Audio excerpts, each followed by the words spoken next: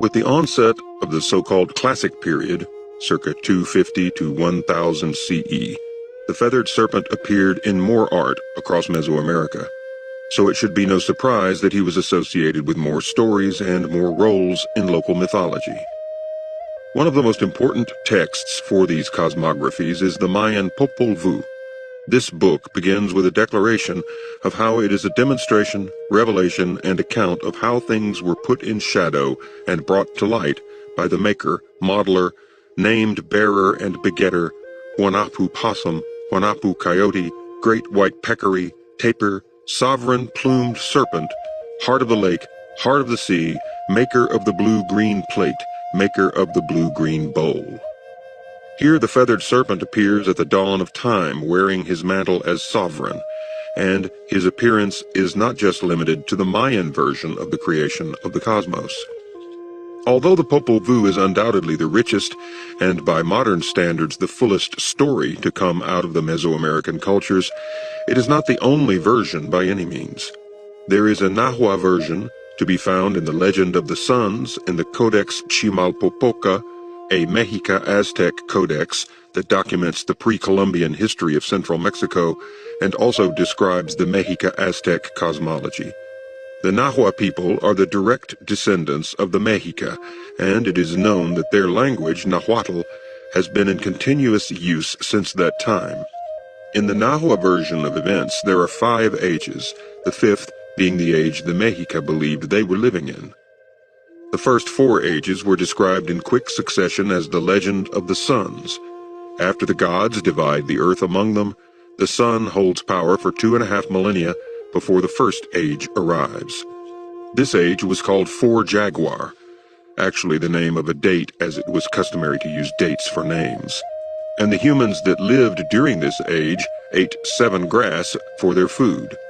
Although it's unknown what exactly is meant by the name 7 grass, the names of the ages are of particular importance since they refer to the date and the method of destruction that age faced. In the case of 7 Jaguar, it was believed that ferocious jaguars consumed it on the day it was prophesied they would, 676 years after its commencement. The second age was called 4 Wind. It lasted 364 years, and it was inhabited by monkeys who ate 12 snake and transformed into turkeys so they could survive the destructive winds that would consume them.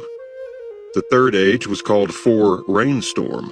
It lasted for 312 years before it was consumed on the day of its name. According to the text, the turkeys that survived the third age turned themselves into human nobles at the end of their age, which was brought about by a great rain of fire sent down from a volcano. The fourth age was called 4 Water, and it lasted for 676 years, during which time the nobles ate 4 Flour and subsequently had to turn themselves into fish in order to escape the flood that destroyed the world. There is a wonderfully resilient aspect to this story that is often smothered by other stories of the Mexica Aztec. In this Nahua version, humans survive, albeit in different forms, the disasters that keep coming around, so the deadly cycle of creation and destruction is thwarted by human ingenuity and adaptation. Within this story is another common occurrence in Mesoamerican myth, the number 4. In the Mayan version of events, there are 4 ages, and in the Nahua version, there were 4 previous ages before the age of the people who created it. The cosmos divided into 4, there were 4 cardinal directions, and there were 4 petals on the flower. What's also very important is the length of each age and the date on which it was destroyed. The Aztec lived their lives and constructed their cities according to the mathematics that governed the stars. There is no wonder then that their cosmology would put equal importance on this system. Every day on the calendar was of importance, so the day a child was born would determine the child's name and also a regime to be followed by their parents and the children themselves, of which the aim was to enhance that day's auspicious benefits to the child's personality and/or life, and to be wary of the potential pitfalls being born on that day would create for them. What is curious about the Fifth Age is that the gods set about creating a new set of humans in the form of an ideal couple. It would seem that in the Nahua tradition, not even the gods' plans are always successful, however. The first couple were called Tata and Nene, and they were created just before the waters came to destroy the end of the world. The great god Titlacahuan Tezcatlipoca asked them what he could do for them, and they replied that they wanted him to drill a hole in the cypress tree and to put them in it until the waters subsided. The god did so, and gave them a cob of corn each to eat while they waited. When the waters subsided and Tata and Nene knew it was safe, they left the cypress tree and lit a fire to roast some fish. But this was not appreciated by the gods. The smoke from the fire blackened the sky, so Titlacahuan Tezcatlipoca scolded them for what they had done, cut off their heads, and sewed them back onto their buttocks, thus making them the first dogs in the age of the fifth sun. Once the first dogs had been created, the gods all gathered together and wondered who would finally be the masters of the lands they had created for the Fifth Age. Quetzalcoatl was one of these worried gods, and he set about finding a solution.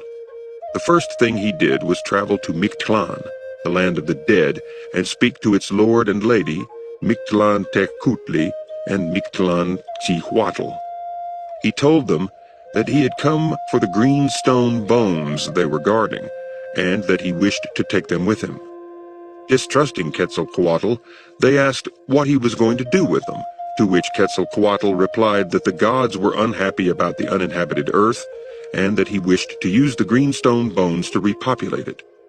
But Mictlan Tecutli was either not in favor of the idea of repopulation or simply didn't want to be robbed of his precious greenstone bones, so he set Quetzalcoatl the impossible task of blowing a conch shell horn that had no holes in it.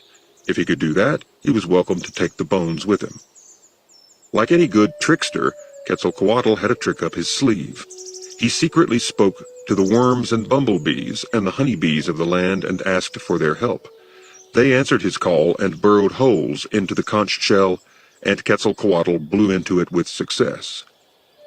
Mictlan Tecutli pretended to relent when he heard the sound of the horn, but when Quetzalcoatl went to take the greenstone bones, he was confronted by the Micteca, the people of the land of the dead, who told him he had to leave the bones in Mictlan. Quetzalcoatl, seeing that he had been betrayed, retreated in quiet contemplation, during which time his Nahuali, or spirit animal in the shamanistic sense, to define it roughly, spoke to him and simply told him to lie. Quetzalcoatl called out to Mictlan Tecutli, saying he was going to leave the bones, but instead he scooped them up and left. When he picked up the bones, Quetzalcoatl paid no heed to how they lay in Mictlan, and so he mixed them up, mixing male bones and female bones as he ran with them in a bundle. Mictlan Tecutli soon realized Quetzalcoatl's trick and called to the Micteca and ordered them to dig a pit before the entrance to the land of the living. True to Mictlan Tecutli's desires, Quetzalcoatl tumbled headfirst into the pit, knocked himself unconscious, and the greenstone bones were strewn about the pit. A group of quails entered the pit and began chewing and breaking up the bones while Quetzalcoatl was unconscious. When he awoke, he turned to his Nahuali and asked what will come of the bones after this, to which his Nahuali told him he had messed up, and what will be will be. Quetzalcoatl brushed himself off, gathered up the bones, and continued running all the way to Tamhuachan, where he gave them to Cihuacuatl, a goddess of motherhood, and begged for her help. Cihuacuatl took the greenstone bones and ground them up in a greenstone bowl. Then Quetzalcoatl came along and cut his genitalia and let them bleed into the bowl. Then the gods came and gave them merit, and from then on, the commoners of the world lived because of this merit and the blood Quetzalcoatl spilled for them. There are a few important aspects of this story from a mythological standpoint. The first is that of Quetzalcoatl's role as trickster. Tricksters are very often what are called culture heroes, meaning they are, whether they intended to be or not, responsible for the invention of certain things or aspects of the world as seen by the cultures who worship them. There are many of these characters in all cultures around the world. For example, the Norse god Loki invented the fishing net when he was trying to imagine how the other gods might catch him, and the Greek god Hermes invented the lyre in order to get himself out of trouble with Zeus after stealing Apollo's herd. The Native American spirit god Raven, in the Tsimshian cycle, comes to the dark earth from the heavens where there is light, and subsequently returns to steal the light and bring it to the humans.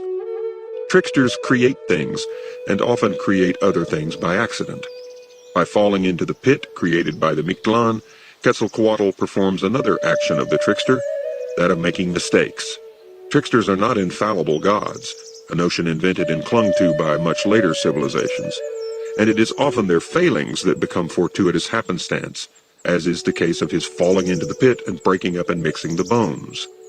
His connection with his Nahuali and other animals of the world, as is the case in the scene with the conch shell, is another example of Quetzalcoatl being a trickster, as tricksters are often dependent on other animals or spirits in the world. They are individualistic, but do not live in a vacuum, and their interests and curiosity only exist in tandem with some devious antagonist or some unfortunate victim of their schemes. What's important in the story of Quetzalcoatl and the first common humans is blood. The most important substance for the Aztecs' religious beliefs was human blood. Across Mesoamerica, the sacrifice of human blood was a central feature of religious ritual, and it was the blood sacrifice of Jesus, so vividly depicted in the colonial churches of Mexico and Guatemala that it can disturb modern visitors, that resonated strongly with the new Catholic converts.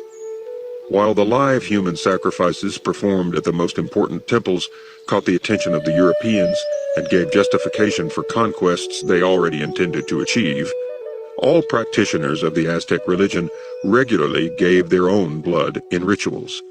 Moreover, it was not only human blood that animated and empowered. According to myth, the serpent god Quetzalcoatl recreated humanity at the beginning of the Third Age by pouring out his own blood over the bones of people of the Second Age. The gods are regularly described offering part of their life essence in the form of blood to transform the world or to empower sons. It's well known that the Aztec practiced human sacrifice, but a common misconception is the scale on which they did so. Human sacrifice was far less common than bloodletting performed by willing agents. Stingray spines and thorns were often used to pierce the tongue or other body parts so that blood could flow into a bowl or onto an altar. This may appear macabre today, but in conjunction with the stories about Quetzalcoatl, there is a certain logic to it for those who earnestly believed in the stories. The Aztec were offering their own blood by way of imitating the sacrifice Quetzalcoatl made for them. There is also an aspect of time that must be mentioned in this respect. To the Aztec, blood was life, and death was a very real and inevitable part of the cycle of human existence. This word, cycle, is key to understanding much of Aztec lore and practice. Bloodletting fed the life force initiated by the gods, and had to be done on a cyclical basis because time did not move in a straight line, but in cycles. What Quetzalcoatl began the day he stole the greenstone bones, those made from the greenstone bones would have to be mindful to repeat, lest the life force become diminished in the world. The gods met at Teotihuacan before the fifth sun was created. There the gods came together and asked each other who would give the world dawn and who would become and carry the sun through the heavens for the first day of the fifth age, the age of nobles and commoners. They were hesitant because, although it was an honor, that honor came at the ultimate price. There was silence at Teotihuacan until Quetzalcoatl stepped forward and volunteered. When the gods asked who would become the moon, they asked and asked but nobody rose to the call. They turned to Nanahuatzin, who was standing meekly listening to what the rest of the gods said, and they said, You shall become the moon."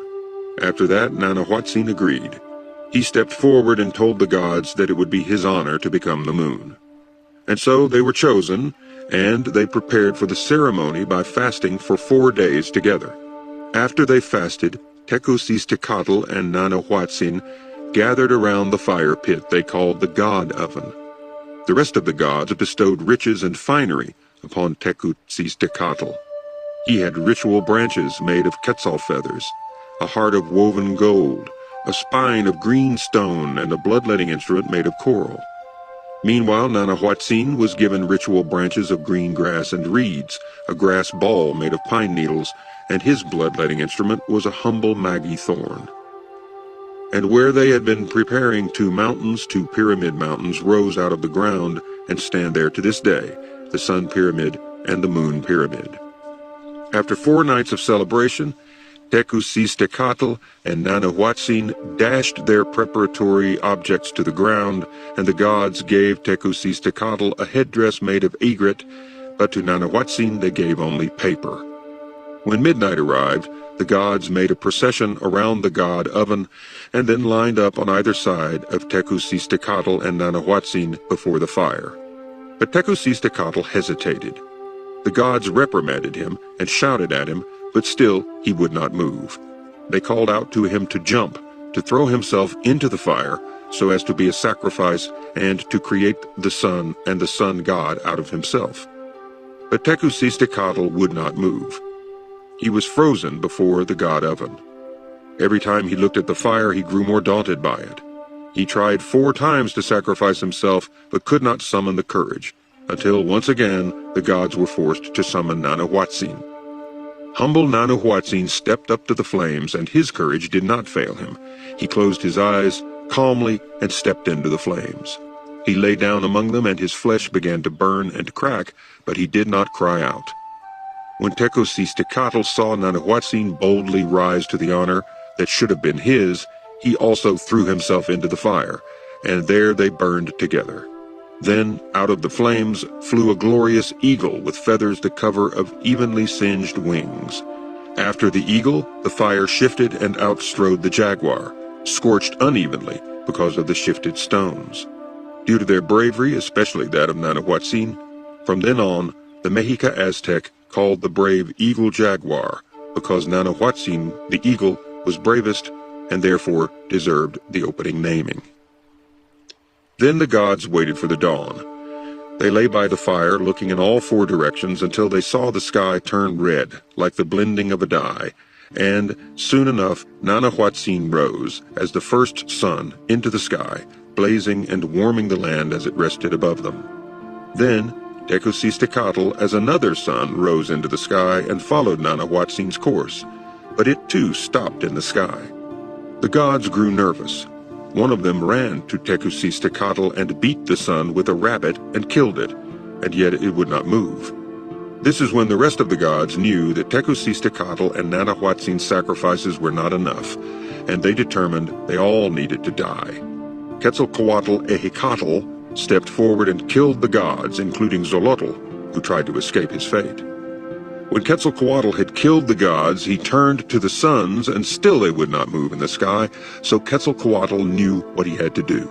He stood up straight, gathered all his strength, and heaved vast amounts of air into his cavernous chest and blew on the sun. Then the sun moved, and the moon moved, and they took up a path that they still follow to this day.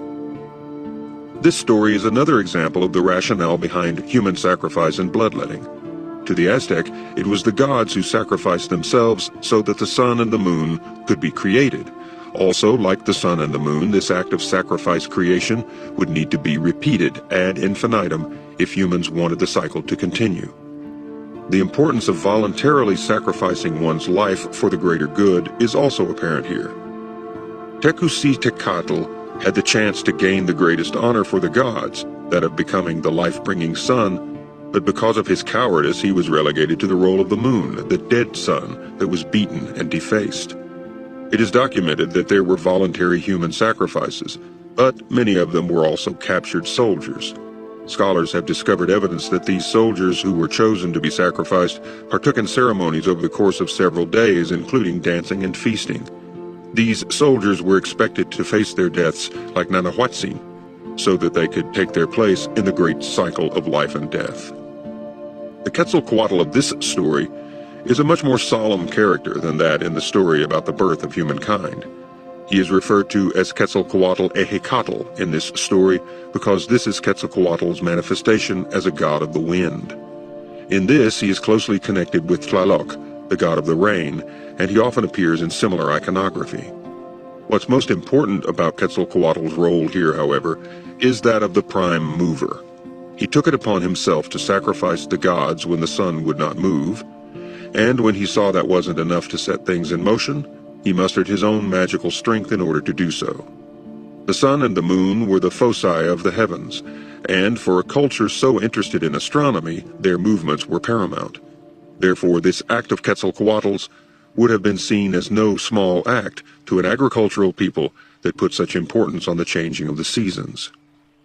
At Teotihuacan, the feathered serpent sprawled its body through maritime imagery and seemingly contrasted with a warlike fiery god.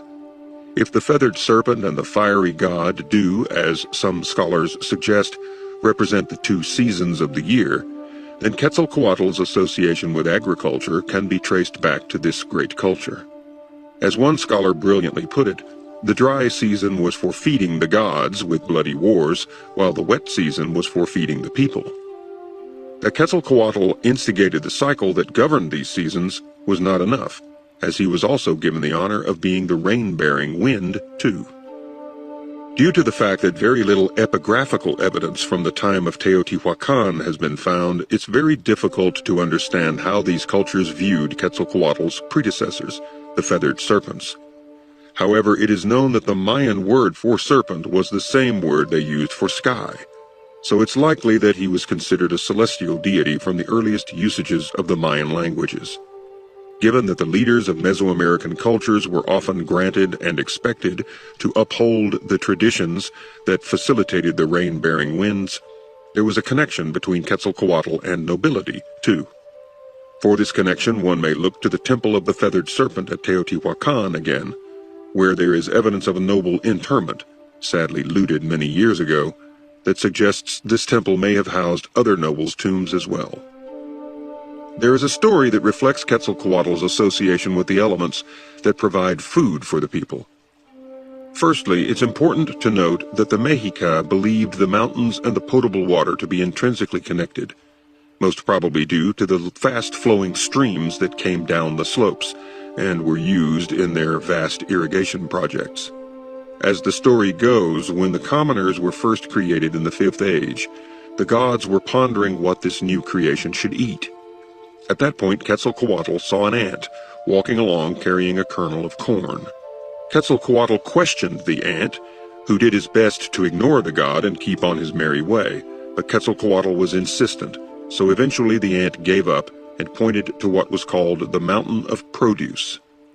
Quetzalcoatl turned to look at the mountain, then transformed himself into a black ant and made his way to the mountain and found a kernel of corn and brought it back to the gods at Tamuanchan. They asked Quetzalcoatl what they should do with this mountain. The humans wouldn't be able to access the corn, as they were not shapeshifters like Quetzalcoatl. Quetzalcoatl tried to carry the mountain to Tamuanchan on his back, but he wasn't capable. So two of the gods, Ojomoco and Sipactonal, took the kernels of corn they had and began casting lots with them, as the shamans did, and have done for centuries. Their casting revealed the answer to them.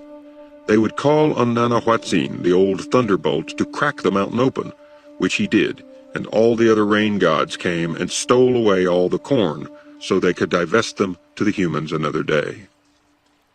As Reed noted, Quetzalcoatl's relationship with the other rain gods is an obvious one. The wind moves the clouds, which produce the rain, which irrigates the land, which was the chief currency and expression of power. In all of the surviving documents from the Mexica culture, it is their vast empire of tributes that is lauded above and beyond any other cultural aspect. Wagon loads of corn were mentioned among the gold and worked materials that added to the riches of the Mexica nobles. Once again, Quetzalcoatl appears involved with nobility and the correct order and maintenance of the universe. Some scholars believe that the end of the great civilization at Tula had its seeds sown in religious discord. The Nonoalca and the Tolteca Chichimeca groups were distinct ethnic groups whose cultural expression is distinct in the material record. Such divisions led to a legend arising that speaks of the fall of Tula in terms of a great battle between two gods, Tezcatlipoca and Quetzalcoatl. Tezcatlipoca was one of the gods who sent Quetzalcoatl to the land of the dead to get the green stone bones, and also one of those who eventually sacrificed himself in the god oven. However, his relationship with Quetzalcoatl is a complex one. K. A. Reed gives a magnificently concise description of Tezcatlipoca's attributes. As a god of the night sun, the night wind, and the cosmos's four waters, each of which was controlled by one of his four aspects, he played a key role in cosmic creation, oversaw life events, both good and bad, educated people and passed judgment on their actions, controlled success in war, legitimated and delegitimated Mexica rulership, and by the end of the conquest, to some he had become the devil himself. The initial attributes may seem familiar after reading the earlier parts of this book. It is indeed true that Tezcatlipoca, though not a minor god by any means, did adopt many of the attributes of Quetzalcoatl in the later years of the Mexica. By the time the Spanish arrived, he had become such a prevalent deity that the Spanish felt the need to vilify him. The antagonism between Tezcatlipoca and Quetzalcoatl goes way back to the beginning of time, according to the Mexica version of events. It is said that Tezcatlipoca ruled over the first of the 5 ages, but Quetzalcoatl, out of either brotherly animosity or jealousy, knocked Tezcatlipoca out of the sky, and as a result, Tezcatlipoca returned in the form of a jaguar that destroyed the world. Quetzalcoatl restarted the world after him and ruled over it until Tezcatlipoca returned as the god of the night wind and destroyed the world again. This is one reason why some scholars have speculated that Tezcatlipoca was the embodiment of change through violence. Another reason for this attribution is the history the Mexica told of the real rulers, Tezcatlipoca and Quetzalcoatl. According to Mexica tradition, Chichen Itza was invaded by an exiled ruler known as the Feathered Serpent. This ruler had come from Tula, which was considered the greatest artistic civilization to that date, and so, after he took over Chichen Itza from the native Itza tribe, he instigated the greatest artistic and architectural advances that culture had ever enjoyed. This is a common notion among the Mexica, whose many myths all tend to refer to themselves as being invaders from the north, establishing and taking the greatest cities in Mesoamerica. The veracity of such a story is difficult to pin down, however. Much of what is known of this feathered serpent invader comes from post-conquest sources. K. A. Reed, once again, breaks the problem down concisely, and that there are 4 issues with it. Firstly, that the sources are not only late, but they're also fragmented and are not necessarily related to each other. Secondly, the interpretation of said texts are loose and can, in fact, be interpreted in different ways that don't necessarily land upon the feathered serpent being the invading force that revolutionized Chichen Itza. Thirdly, if the Toltec exiles came from a much greater, much more artistically accomplished civilization than the Itza, then why are the constructions at Chichen Itza so much more accomplished than those found in Tula? And lastly, it's so difficult to distinguish distinct architectural styles at Chichen Itza. Yes, there are certainly Toltec influences, but these can easily be explained by comparing modern cities' variety of neoclassical, Rococo, Baroque, Gothic, and any other artistic style that is not necessarily native to that city. Humans around the world copy and imitate the styles they appreciate the most. What is most likely to be the case is that the Mexica glorified the inhabitants and the invaders of both Tula and Chichen Itza to such a degree that this myth unfolded out of a non-existent golden age, thanks to mythological imagination and loose memories of a peripatetic past. Quetzalcoatl performed a vital function in this respect for the Mexica as a civilization. According to the myth, the Toltec city of Tula was ruled over by Quetzalcoatl until his political enemies in the form of Tezcatlipoca ousted him. This appears to have been the case in the real world too, as the Colhua royal line at Tula was also ousted by their political enemies, which was to have an enormous impact on the political balance of the region. Toward the end of the 14th century, the first chief speaker of Mexica, the Tlatoani, the official title of the ruler of the Mexica henceforth, was Lord Acamapichtli, and it was during this reign that the Mexica truly became a political entity in their own right. Until that time, the Mexica were still the outsiders to the area, and were struggling to throw off the yoke of nearby Azcapotzalco. However, Lord Acamapichtli was the son of a nobleman from the Colhua people, and his mother was a Mexica princess. By ascending to the Mexica leadership, Lord Acamapichtli united two formidable cultures with an ethos that would remain henceforth as a fundamental pillar of Mexica culture: militarism. The Toltec city of Tula still bears the marks of this aspect of its iconography and material remains. Skull racks, on which were skewered the skulls of sacrificed enemy warriors, as well as the bloody Chacmul statues, and the vast amount of predatory beast symbolism, all highlight the Toltec affinity for violence. This runs in tandem with the religious changes felt at Tula, where images of the antagonistic gods Quetzalcoatl and Tezcatlipoca were slowly but emphatically integrated into the architecture that had before them been the principal domain of the rain god Tlaloc. The increase in militarism and the more violent symbolism that came with it appears to have been a result of the invading tribes from the north, notably the Mexica striving for political independence. In the form of Lord Acamapichtli, the unification of Mexica and Toltec civilizations was also seen as the incorporation of the Toltec god, Quetzalcoatl, into the Mexica tradition, not necessarily supplanting the principal deity, Huitzilopochtli, but endowing Mexica leaders with the dual identity of Quetzalcoatl, Tezcatlipoca from then on. Perhaps one of the most ignominious stories of Quetzalcoatl comes from the Codex Chimalpopoca. This codex, evidently lost at some point during the 20th century but thoroughly studied by the German scholar Walter Lehmann before its loss, gives a brief account of some of the deities of the Mexica, written in Spanish by a 16th century or 17th century cleric. Given the late writing of this section, scholars look upon it with a certain skepticism. But the Codex Chimalpopoca contains stories of the legend of the suns that bear such a resemblance to the Mayan Popol Vuh that they tend to take its contents at face value and assume it to be a fairly honest account of the Mexica religion. In the Codex Chimalpopoca is the story of Quetzalcoatl's final days on Earth. As the story goes, Quetzalcoatl traveled to the land where the sun rises in the year 1 Reed, reportedly 895 CE, because he knew he was going to die that day, just as he had been born on that day, and he wished it to take place in this land. This came about after Quetzalcoatl grew discontented with the practice of human sacrifice. When the other gods heard this, they gathered together, and Tezcatlipoca ordered them to make pulque, the alcoholic beverage made from fermented sap of the magi plant, still drunk today, so that Quetzalcoatl would lose his senses and fail to even perform his own bloodletting for the good of humanity and the gods. When Quetzalcoatl arrived in the land where the sun rises, Tezcatlipoca arrived there too, bearing the pulque and a large mirror.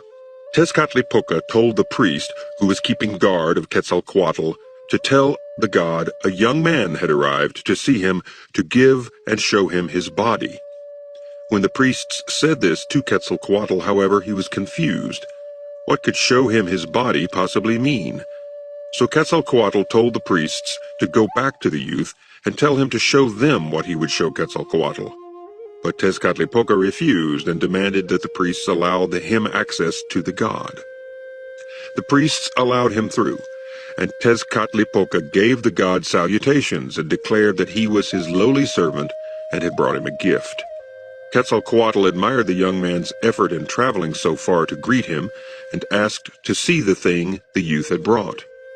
When Tezcatlipoca revealed the mirror, Quetzalcoatl was horrified at the sight of his own body. "If my followers see this, they will be horrified too," he said in shock, because he had eyebrows completely puffed up and eye sockets all pushed in. His face was covered with pockmarks. He was not pretty to look at. When he heard this, Tezcatlipoca went away, and soon came some of the other gods who had conspired with Tezcatlipoca, and they laughed and mocked Quetzalcoatl. When Coyotlinahual, the feather artisan, heard of this mistreatment, he ran to Quetzalcoatl's need and addressed him, advising him to go out and let his subjects see him. Quetzalcoatl was clearly dubious about this plan, but Coyotlinahual offered to adorn the god, and so Quetzalcoatl agreed. First, Coyotlinahual created a feather shield and other draping clothes. Then he gave Quetzalcoatl a mask made of turquoise, and then he painted his lips red and his eye sockets yellow. He gave him serpent's fangs and a beard of the turquoise bird tipped with flamingo feathers, and made it long so it could be tucked in far below his chin. Coyotlinahual held up another mirror to show Quetzalcoatl his new finery, and Quetzalcoatl was impressed, so much so that he took Coyotlinahual's advice and went out so that his subjects could see him. When he had left, Coyotlinahual went to the other conspiring gods and told them that Quetzalcoatl had left and that their time had come to follow him. They did, and they arrived at Quetzalcoatl's house in Tula, but once again they were faced with guards unwilling to let them enter. They returned 3 times before one of the guards asked them from whence they had come, and they replied that they had come from the great Toltec mountain, Tlamacazapa, which Quetzalcoatl heard and told his guards to let these pious men pass. They entered and gave them the vegetables and green chilies they had brought for him, but they found him fasting and unwilling to try the pulque they had brought. "It is a libation, sire. Place your finger in the liquid and taste it. It is good and strong," they said. Quetzalcoatl did this and agreed that it was fresh, and he drank. Then he drank again, and his new friends pushed 3 more servings onto Quetzalcoatl. When the god drank it, the others gave the pulque to the servants until everyone in the house was drunk. Quetzalcoatl told the gods to bring his sister Quetzalcoatl to join him so they could get drunk together. The gods went to find Quetzalcoatl at the hill of Nonhualco and told her that her penitent brother wished for her to join him. When she agreed, she went to Quetzalcoatl's house, and there she and her servants also took their libations and were all soon drunk. When this happened, however, brother and sister and the rest of the servants no longer claimed to be doing penance. Their piety left them. They no longer descended to the river, nor did they pierce their tongues with thorns. They did nothing about their penance until dawn. When they all woke, they were filled with shame, and Quetzalcoatl finally resolved that he should waste no more time on this mortal plane. So he asked his servants to prepare for him a great stone chest. When they did this, he lay down in it, and they carried him to the sea. When they arrived there, he put on all his finery again, cried, and prepared himself to stand in the fire. The flames tore through his feathered finery, and soon there was nothing left of Quetzalcoatl but ashes, which rose into the air and onwards into the sky. When the ashes reached the sky, all the rarest birds in the world flew up with them in a medley of colors, the likes of which had never been seen before, until Quetzalcoatl's ashes turned into the star that is seen at dawn, and there he will stay until the day of his return. According to the story above, Quetzalcoatl only lived 53 years, and before he immolated himself, he ordered his servants to remove all evidence of his reign on earth. This would suggest that the Quetzalcoatl recorded in the Codex Chimalpopoca is a mortal man rather than a god. Stating that Quetzalcoatl and Quetzalcoatl did nothing until dawn has been interpreted by scholars to mean that they had committed incest, and it was for this reason that Quetzalcoatl finally left the earthly plane. But the references to not descending to the river or piercing their tongues with spines appear to be simple references to impiety, rather than explicit references to incest. That being said, the text is slippery on this matter, so it might be correct to err on the side of euphemism. An interesting point about Quetzalcoatl's rival, although Quetzalcoatl does not even appear to recognize him in this text, is that his name, Tezcatlipoca, actually means smoky mirror. The nomenclature blends the mortal and divine aspects of the story as much as Quetzalcoatl's end in the sky as the morning star does. Whether or not the Aztec people believed Quetzalcoatl was a human and one of their ancestral leaders is difficult to verify with the sources at hand today. However, what is known is that during and especially after the arrival of the conquistadores, the line between human and divine was blurred again.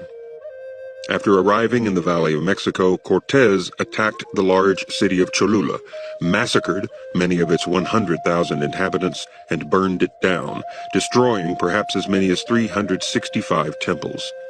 He then marched to the Aztec city of Tenochtitlan, impressively situated on an island in Lake Texcoco.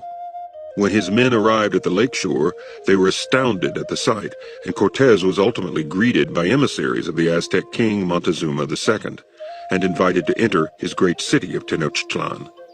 Whether Montezuma was fearful of a repeat of the butchery at Cholula, which Cortés had planned, or, as was reported in the Aztec account of the event, he thought Cortés was an incarnation of Quetzalcoatl, the hospitality Montezuma offered to the Spanish was ill-advised.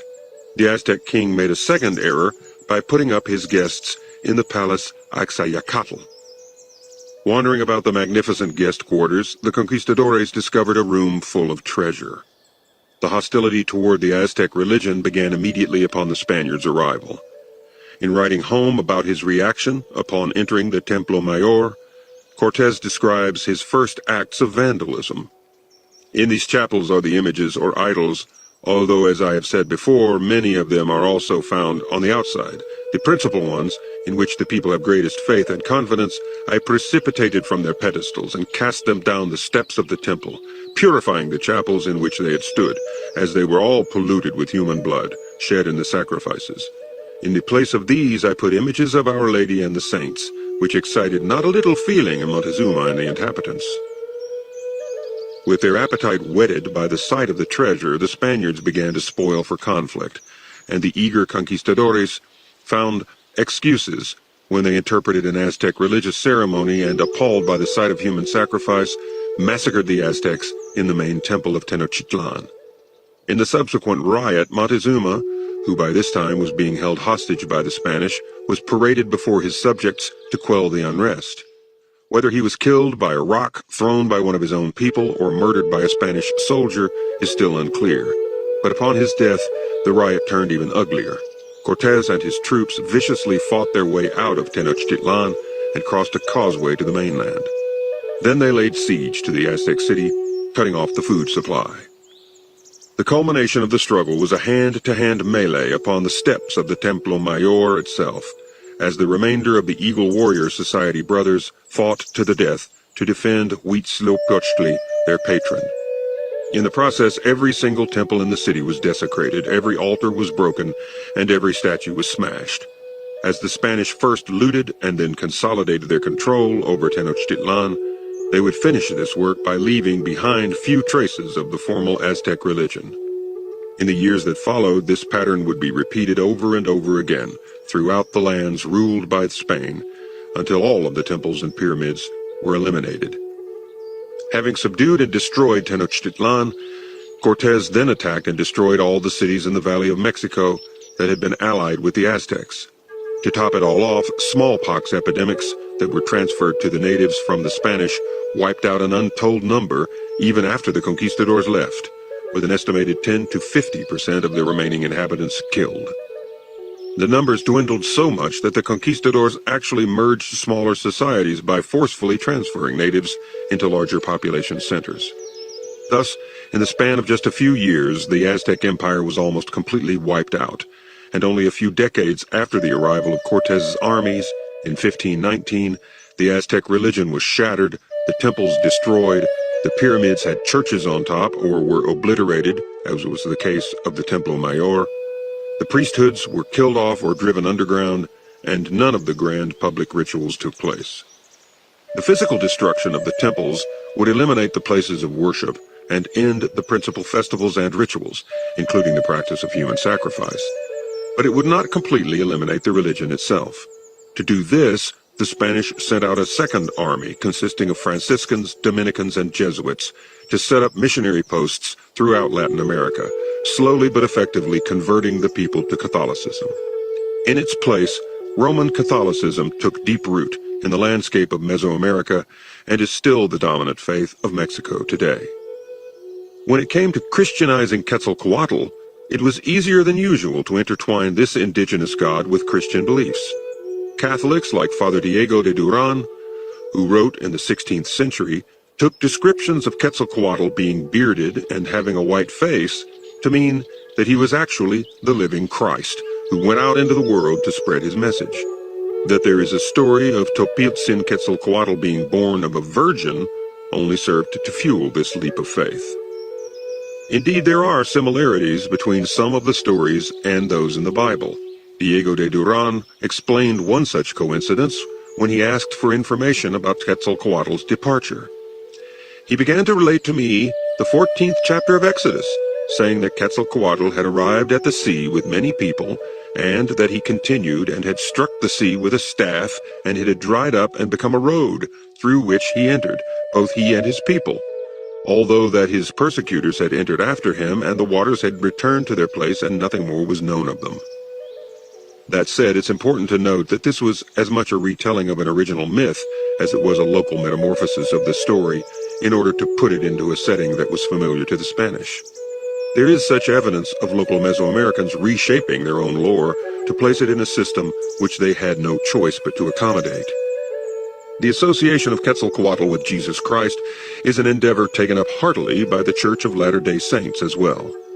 In a fairly extensive article in the Journal of Book of Mormon Studies, Diane E. Worth claims that there are plausible associations between Christ and Quetzalcoatl, including being a deity playing a role in the creation, associated with the bread of life, meaning maize here, assisting the dead, shedding blood to save mankind, a deity dying on a tree, resurrecting and becoming responsible for the rebirth of the deceased, a personage of light who is associated with the sun. Of course, this is still a somewhat tenuous list of associations, since there are few cultures in the world that do not have some deity or deities with the same similarities. Discovering a real association with Jesus Christ was the hope of not just the Mormons, but also Diego de Duran as well.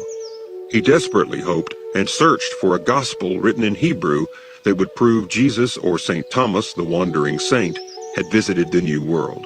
He did not find one, but he did find numerous indigenous screenfold manuscripts which he did not bother to preserve. An interesting aspect of the connection with St. Thomas dates to 1794, when the Dominican priest Servando Teresa de Mier delivered a sermon in which he criticized the colonial authorities for their corruption and claimed that the glory of the conquest of Mexico had nothing to do with the Spanish. According to de Mier, the conquest was actually foretold 1,000 years beforehand when St. Thomas appeared in Mexico, and whose memory subsequently remained in the form of Quetzalcoatl. Eventually, Quetzalcoatl became adopted by those in favor of independence, and he has been a symbol of Mexican individualism ever since.